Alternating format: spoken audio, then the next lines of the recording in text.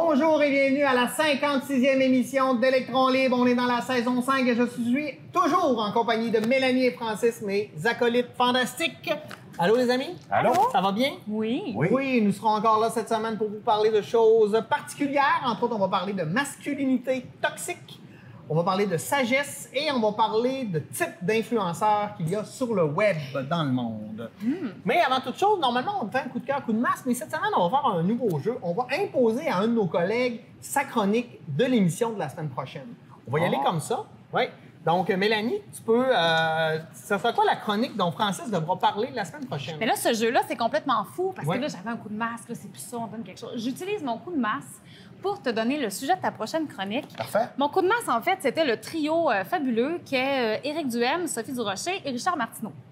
Ce que je voudrais que tu fasses, en fait, parce que je vais te donner quelque chose de saugrenu, comme dire parle-moi d'épilation, ouais. mais non, je ferai pas ça. Je veux que tu me convainques, en fait, que ces trois... beaux os-là, Des non, j'ai dit magots. beaux- non, c'est ça. Bref, j'aimerais ça que tu me convainques qu'ils ont leur place au sein des médias de masse en utilisant des fragments de leur texte Parfait. et que tu me convainques qu'ils ont leur place et qu'ils doivent être là au niveau des médias. Excellent. Parfait. Francis, qu'est-ce que tu m'offres comme chronique? Ben, je cherchais un sujet qui te passionne puis que tu connais beaucoup.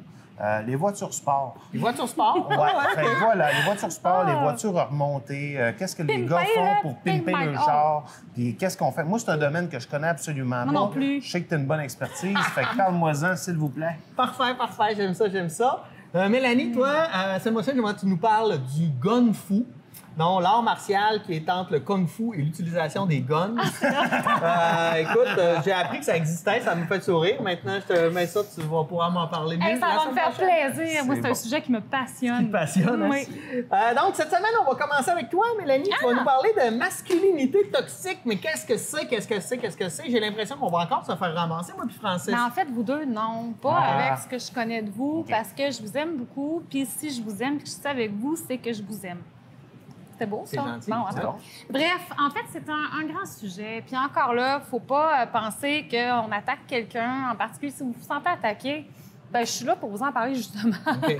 Donc, la masculinité toxique, c'est vraiment un terme qui fait parler de lui de ce temps-ci parce que, bon, vous savez, les annonces de Gillette qui avaient dans les années 80-90 disaient la perfection masculin. Ouais. Hein? Je vous ai parlé de la femme il y a 2 semaines. Là, je vous parle de l'homme aussi parce que l'homme aussi a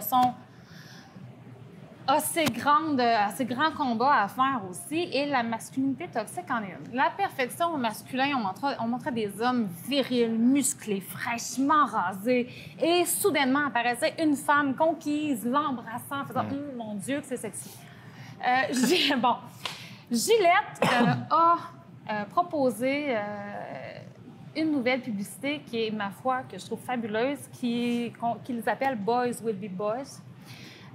Vous irez la voir, tapez ça sur YouTube, Gillette, Boy will be boy, et qui met en avant-plan justement leur ancien slogan en montrant la diversité d'hommes et que maintenant l'homme n'est plus l'homme.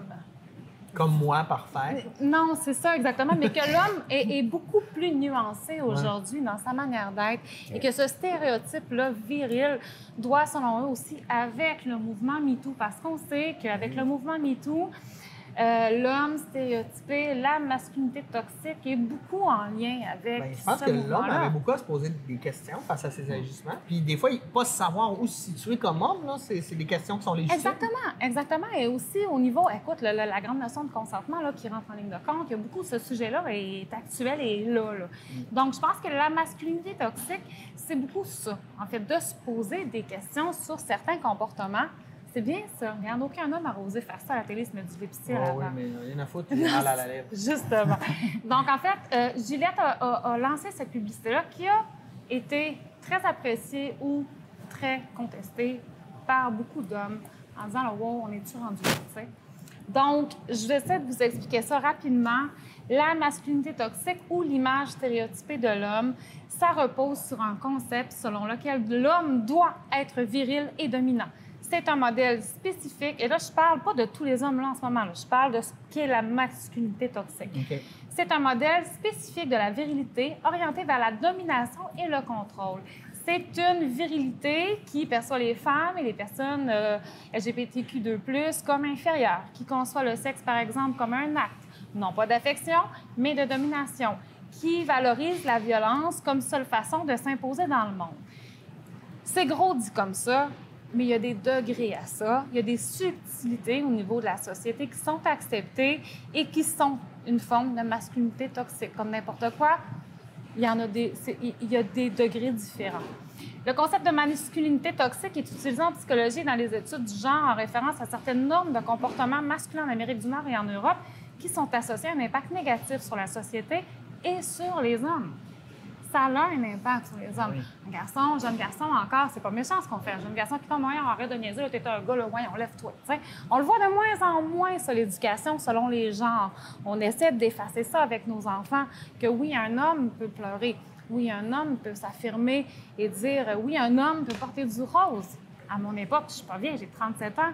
Au secondaire, jamais que ça aurait passé un t-shirt rose à l'école. Un gars, ça porte pas de rose. Donc oui, les hommes aussi vivent une pression à ce niveau-là. Et mon Dieu, merci, ça change. Tranquillement, ça se veut de changer. Et c'est ça qui est encourageant. Ça, ma fille, maintenant, pleure pas, t'es pas un gars. Bien, c'est ça, c'est correct. Parfait. Donc, je continue rapidement. Des trucs. Les stéréotypes traditionnels dépeignent les hommes comme socialement dominants, accompagnés des traits liés comme la misogynie, l'homophobie, des jokes de mon oncle, on en a déjà parlé. Quand on entend ça aujourd'hui, moi, j'entends des jokes de mon oncle ou des jokes de tapette ou des jokes sexistes. Oui, c'est ça. Ça nous rappelle la belle époque de Piment Fort. Oui, il y a de l'humour aussi qu'on voit aujourd'hui. J'ai entendu dernièrement, puis oui, je vais le nommer, un number de Peter McLeod, où je me disais « Oh mon Dieu, qu'est-ce que c'est ça? » Je le giflerais, mais je ne le ferai pas, il n'est pas là. Donc, il y a des chercheurs qui affirment que les rapports sociaux des garçons normalisent souvent la violence. Hein? Boys will be boys, comme on en parlait, deux petits garçons qui se battent. Alors, laissez-les faire, c'est des gars. Laissez-les faire, ils s'amusent. Mais l'autre, il y en a peut-être un des deux qui n'aime pas ça nécessairement. Ouais. Donc, en psychologie, la masculinité toxique se réfère à des normes masculines culturelles traditionnelles. C'est très culturel. On parle beaucoup en Amérique, en Europe et tout ça. Donc, qui peuvent être nocives et pour les hommes et pour les femmes. On parlait du mouvement MeToo, la société dans son ensemble. Le concept de masculinité toxique n'est pas destiné à diaboliser les hommes ou les attributs masculins, mais tend plutôt à mettre en évidence les effets nocifs de la conformité de certains idéaux traditionnels des comportements masculins. Puis là-dessus, bien, on parle aussi beaucoup de consentement au niveau de la femme. Oui. Tellement au niveau du consentement. C'est parce que pendant des années, on disait aux petites filles, faites attention à ça, mais on oubliait que c'est les petits gars qu'il faut éduquer aussi. C'est les garçons aussi, beaucoup qu'il faut éduquer. Il ne faut pas faire peur aux filles en disant que les hommes sont tous des... J'utiliserai pas le terme, mais des... Ben non, mais... Il y en a juste un de nous deux qui est calme, là. Non, mais c'est ça. Puis moi, ce que j'ai devant moi et mon chum, par exemple, c'est des hommes très féministes, très près de la femme pour, justement, l'équité homme-femme. Mais c'est en partant de l'éducation de nos petits garçons qu'on va en faire des hommes, justement, qui ont une sensibilité à l'autre. Il me resterait une minute. Il me resterait une minute. Qu'est-ce que je dirais dans cette belle grosse page-là? Ici, gars... Les atteintes contemporaines liées à la masculinité toxique peuvent produire des effets toxiques tels que de la promiscuité envers les femmes qui ne sont pas des comportements excessivement risqués, socialement irresponsables, tels que l'abus de substance pour certains hommes. Un alcoolique, ça passait très bien. Une femme alcoolique, oh mon Dieu, on démonisait la femme, mais on aurait dû aussi démoniser ces problèmes-là chez l'homme. Ouais. Et ce qui vient à me dire que, finalement, pour l'homme, c'est une belle manière de prendre conscience sans penser que vous êtes totalement atteint de masculinité toxique. Des petites choses à changer chez vous, comme des petits comportements. Juste réfléchir, se remettre en question. Moi, quand il y a eu le mouvement MeToo, j'ai repensé à mon adolescence et j'ai fait « Oh! J'ai fait partie de ça, moi, solide. Parce qu'on est dans ça. J'ai changé. Oui, puis de se poser la question, ce n'est pas nécessairement de se flageller puis de dire « Mon Dieu, je suis un agresseur sexuel », par exemple, si on parle de consentement et tout ça, mais de réfléchir justement pour adapter son comportement à une époque où l'homme et la femme veulent justement vivre ensemble et profiter pleinement de l'autre avec consentement et amour et respect. Merci, Mélanie. Posez-vous des questions simplement. Et on en discute. Bon. On a flagelle personne. Jamais que je ne vais manquer de respect envers une femme. Ma blonde veut pas. La féminité toxique, ça existe-tu? Sûrement. Oui, très. Une germaine, là. Hein? Oh, mon Dieu. Ça existe. Moi, je vais vous parler des influenceurs. On sait que c'est un peu à la mode, là, Ouais. les influenceurs. Moi, je vois beaucoup chez les jeunes. Mon garçon, d'ailleurs, qui a 11 ans, lui, son rêve en ce moment, c'est d'avoir une chaîne YouTube. Il en a ouvert une, puis il parle de ses affaires. Puis Mais on fait ça aussi. Ouais, c'est ça. Il trouve ça bien intéressant. Fait que je me suis posé la question, c'est quoi un influenceur? Bon, c'est quelqu'un qui va sur le web, va parler de différentes choses. Et là, je vais décortiquer. J'ai trouvé un article qui date de 2017 avec les 2017 où on a catégorisé en 10 grandes catégories distinctes d'influenceurs. On a premièrement l'influenceur travel, voyage. Hein? Ah, oui. Lui, spécialiste dans le voyage. Il a parcouru le monde, puis il nous le fait savoir. Il a découvert des destinations de rêve, il est allé, il a fait plein de choses, il a des coups de cœur, il veut nous en parler. Ils sont pas là autant, ils sont pas là tant souvent pour faire la promotion des destinations que pour faire leur promotion C'est ça. De leur belle vie. Ouais, de leur belle vie, de ce qu'ils ont fait, de tout ça. L'influenceur, ça serait l'influenceur de luxe. Hein? Lui qui est spécialisé en produits de services haut de gamme. Il représente des marques de textiles, de cosmétiques, d'hôtellerie, d'automobiles. Mais lui, il est niché. Tu es un amateur de luxe. Moi, je vais te parler des meilleures des tendances de luxe. Et tu savais qu'ils reçoivent des cadeaux, hein, les compagnies. oui, ben oui. Et puis, c'est arrivé, puis ils déballent ça, puis ils font montrer qu'ils sont chanceux, puis les gens envient ça. C'est ça, oui. Il y a vraiment quelque chose. Il y a une nouvelle catégorie qui est apparue en 2017 qui est les influenceurs ultra luxe. Qui, eux, sont les influenceurs de luxe, mais nichés. Hein? Ils vont être une coche au-dessus. Ils se spécialisent dans les produits et services qui présentent des biens de consommation minimum de 100 000 $ Là, on peut parler de yachts, de villas, de joaillerie, de voyages, des affaires complètement là, absurdes là, que moins de 1 % de la population peut vraiment se payer. Mais il reste qu'il y a ces influenceurs. C'est des gens avec un discours très, très profond, pertinent. Oh oui. C'est notre genre. Hein? Ouais. On a les influenceurs lifestyle, hein? Spécialisés dans les tendances, les effets de mode, qu'est-ce qui est à la mode, qu'est-ce qui est tendance, qu'est-ce qui est à jour, qu'est-ce qu'il faut savoir avoir lu, avoir vu, avoir écouté, etc. Comment s'habiller là, maintenant. On est beaucoup dans le maintenant, là. On a ceux-là. On a les influenceurs food, donc nourriture, spécialisés dans la restauration. Hein? Donc, eux, ils vont manger à des places, souvent gratuitement. Ils se font offrir pour en parler. Et ils vont manger et ils vont commenter ce qu'ils ont mangé. Donc, ça peut être intéressant parce que tu peux voir à l'intérieur des restaurants, de quoi ça a l'air, la nourriture, le service. Donc, tu peux avoir quelque chose. On a les influenceurs business. Hein? Ça, c'est les plus rares du marché puis les plus compliqués à approcher. Ils sont souvent bien implantés dans le monde. Eux, ils n'ont pas besoin de faire ça. C'est des gens qui viennent de la communication, du marketing. Ils vont parler souvent de leur business, comment eux fonctionnent. Plutôt que de dire aux autres comment faire, ils vont prêcher par l'exemple. Nous, on fonctionne comme ça. Puis là, ça peut faire des petits. Donc, c'est comme ça qu'ils vont influencer. Ben, en fait, si je te montre comment faire une omelette, tu risques de savoir comment faire une omelette. Peut-être qu'elle ne sera pas capable de la faire à ma manière parce qu'il y a plein d'autres facteurs, mais l'idée reste là. On a les influenceurs sport. Hein? On est beaucoup dans la mode. On sait déjà que les chroniqueurs sportifs, c'est du n'importe quoi. Imaginez maintenant les influenceurs sport. Tout le monde a son mot à dire. On devrait échanger notre moins bon contre Sidney Crosby, comme si l'autre déjà allait vouloir ça. Donc, spécialistes des sports. Eux sont aussi intéressés par les marques, les produits. En fait, c'est des sportifs de salon qui ont le goût de nous dire ce qu'ils pensent. C'est ça. C'est tout. Mais écoute, Michel Bergeron fait la même affaire, puis il est archi mauvais. Il a déjà été bon, mais là, il vieillit mal, mon Dieu Seigneur. Il y a une sous-catégorie des influenceurs sport qui est en train de se développer. Ce sont les influenceurs fitness. La mise en forme, hein, c'est une belle mode. C'est rendu le nouveau dogme, hein, la mise en forme. Autre chose, on a les influenceurs du métier de l'artistique. Eux, ils vont plus parler de l'événementiel. Qu'est-ce qui se passe? Aller voir tel spectacle, c'est là. Ils parlent à des communautés assez précises. Hein? Faire la promotion plus de spectacles, d'événements, de festivals, tout ça. On est plus là-dedans. Les influenceurs politiques, depuis l'arrivée de Donald Trump, ça s'est multiplié. Lui-même en est un. Donc, c'est devenu un outil indispensable pour les politiciens. En fait, on le voit aux États-Unis en ce moment. Ben oui, l'image. Donc, comment? Puis on sait Trump gère, en fait, le pays avec ses tweets. Là. On a les influenceurs grand public. Eux, c'est un peu... ils viennent souvent... On pourrait les comparer à la télé-réalité. Tu sais, là, ils vont se créer un monde grand public. Eux, ils parlent à tout le monde. Monsieur, ma tante. Tu sais, ils sont vraiment là... on recrée la vie, là, qu'est-ce qu'on devrait faire, etc.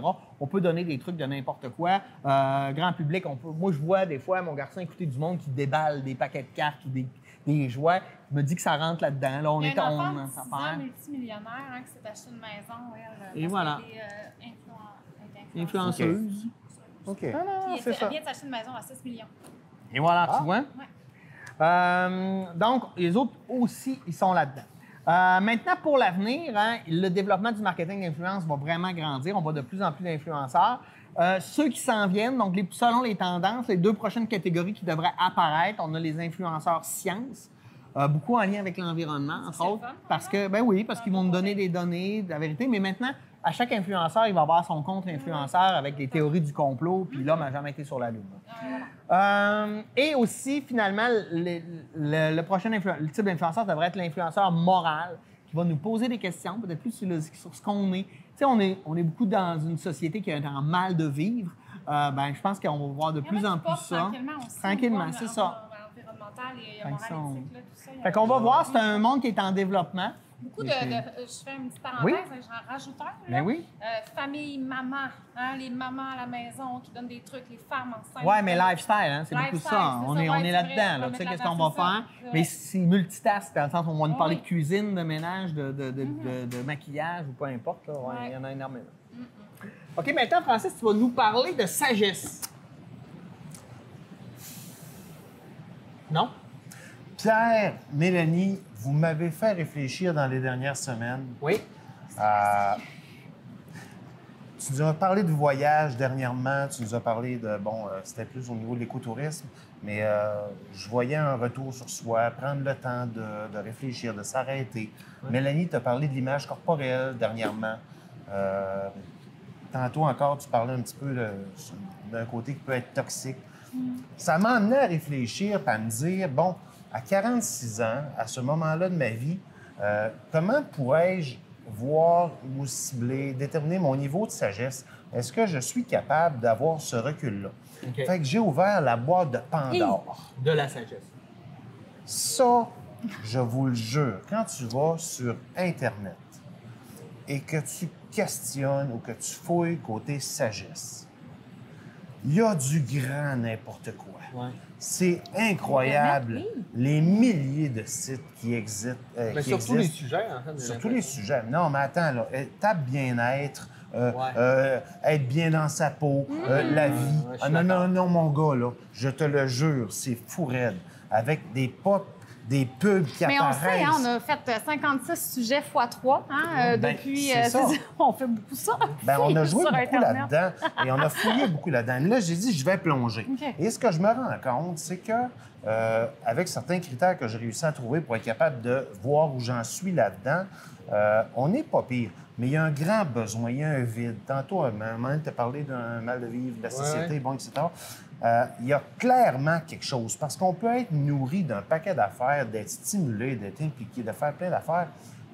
Le pas de recul qui nous permet d'avoir un regard sur certaines choses, il est difficile à avoir, puis cette littérature-là peut nous aider un petit peu. Donc, voici comment on va.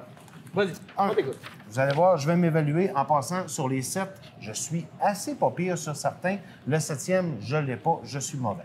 Okay. Le premier, c'est la préemption bonheur. Donc, qu'est-ce que le bonheur? Je suis capable de vivre de petits bonheurs et non pas espérer être heureux. Si vous n'espère pas être heureux, n'espère pas le bonheur. Apprécie ce que tu es, apprécie ce que tu as, apprécie les gens. Crée l'univers dans lequel tu as le goût de vivre. Oui, puis arrête de chercher puis regarde en avant de toi, puis autour. Le premier, respect de mon corps. Ce que tu as lamentablement échoué pendant plusieurs années, effectivement, c'est mon véhicule pour les 80 ans. Je sais pas, dans le temps, c'était l'espérance de vie d'un homme qui était 76 ans. Maintenant, on est autour de 80.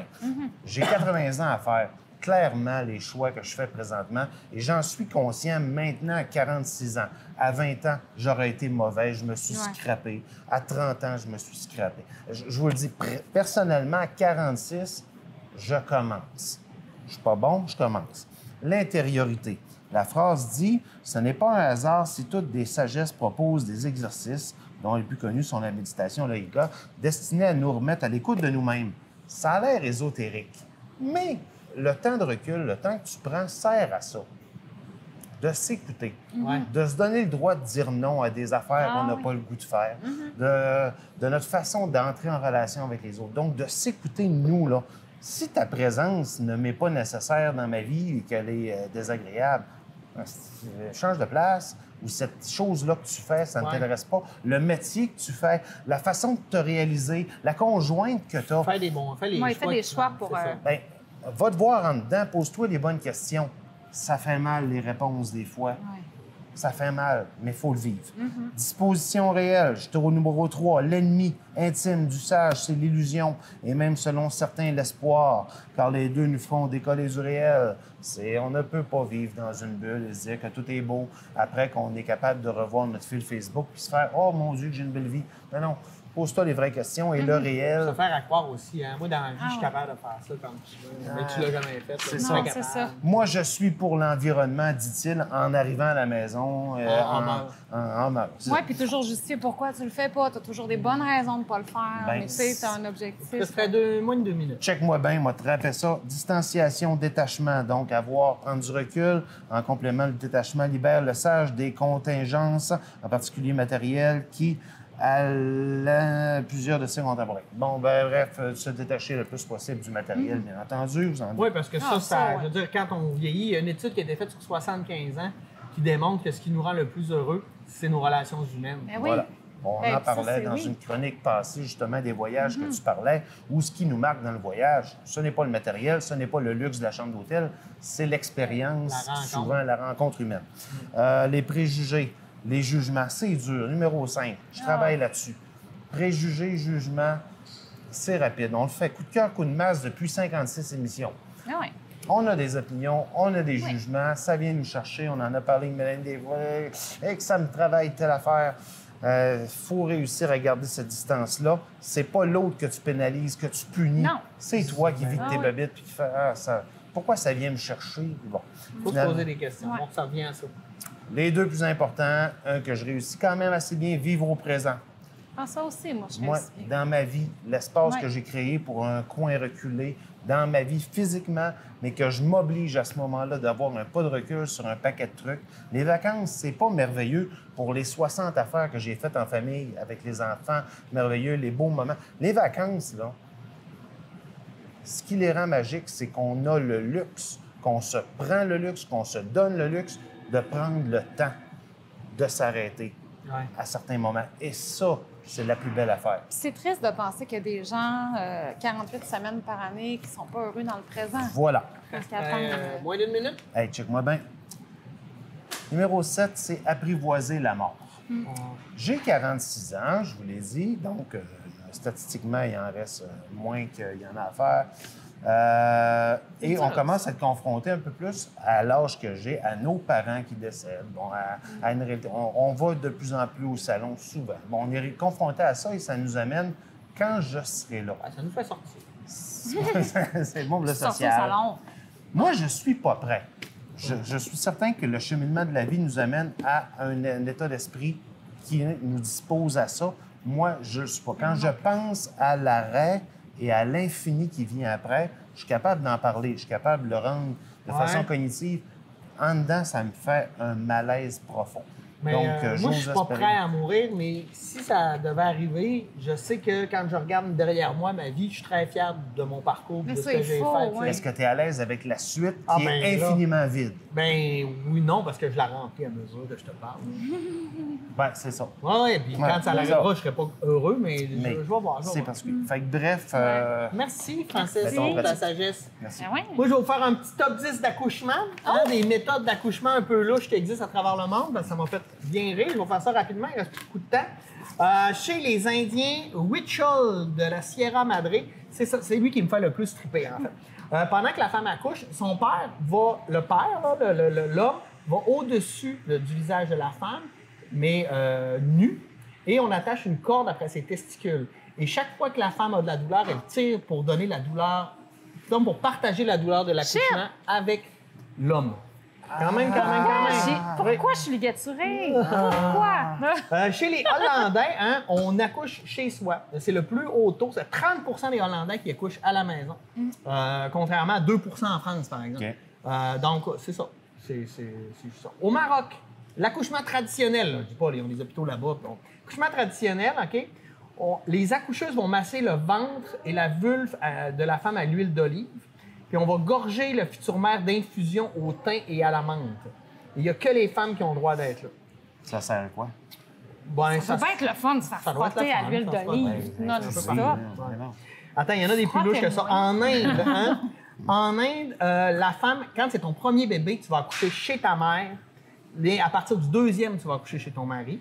Puis l'accouchement est marqué par une série de gestes d'ouverture qui symbolisent la dilatation du col. On détache les cheveux, on enlève les bijoux, on ouvre les portes, les fenêtres. C'est super cool à nous faire. En Bosnie, le père assiste pas à l'accouchement, mais il couvre la sage-femme de cadeaux. C'est culturel. La sage-femme, la couvre de cadeaux. Il y a le couvre de cadeaux. Oui, quand même. En Chine, OK? Une fois que la femme a accouché, il y a plusieurs de la Chine, mais il y a plusieurs sections là, et cultures différentes en Chine. La femme chinoise, elle doit se reposer pendant 1 mois, OK? Et elle ne peut pas prendre froid. Fait qu'elle ne peut pas se laver, manger des aliments froids, allumer le climatiseur ou ouvrir les fenêtres. Pendant ce temps-là, c'est la grand-mère qui se tape le bébé. Parce que c'est bien, le mari ne peut pas s'en occuper. Mais non. Ouais. Au Pakistan, toutes les semaines après la naissance du bébé, pendant la première année, on va lui raser la tête et sacrifier un animal pour son bien. Non, chez nous aussi, on fait ça. Ouais, okay. Chez certaines coutumes jamaïcaines, la mère va avaler le placenta. Ça se pratique beaucoup dans le monde animal, mais le principe est simple. Quand l'accouchement est terminé, on prend le placenta et on se fait un bon steak avec. Ça, c'est pour leur donner des forces et aider à combattre le baby blues. J'ai entendu. Ouais. Mais les animaux le mangent à cause du fer. Puis, Et chez les Wolofs, hein, quand un bébé naît, on crache dessus. Ah. On le lave avec les crachats de la famille. Là. On crache dessus. Ah oui. C'est ça. Et finalement, le plus dégueulasse, chez les Mandchous. Mais écoutez, là, je vous dis ça, c'est un jugement, mais c'est un jugement. Quand la bébé est née, les filles se font toucher le clitoris joyeusement, tandis que les garçons se font faire une fellation par leur mère. Par leur mère? Oui, c'est ça. Écoutez. J'ai vu ça sur le topito.com. Un site fantastique où on a plein d'informations là-dessus. Et sur plein d'autres sujets un peu loufoques. Merci à toutes, à vous. On se voit la semaine prochaine avec nos défis de chronique. Merci d'avoir été les nôtres. À la semaine prochaine pour une nouvelle édition de l'Écho. Bye bye.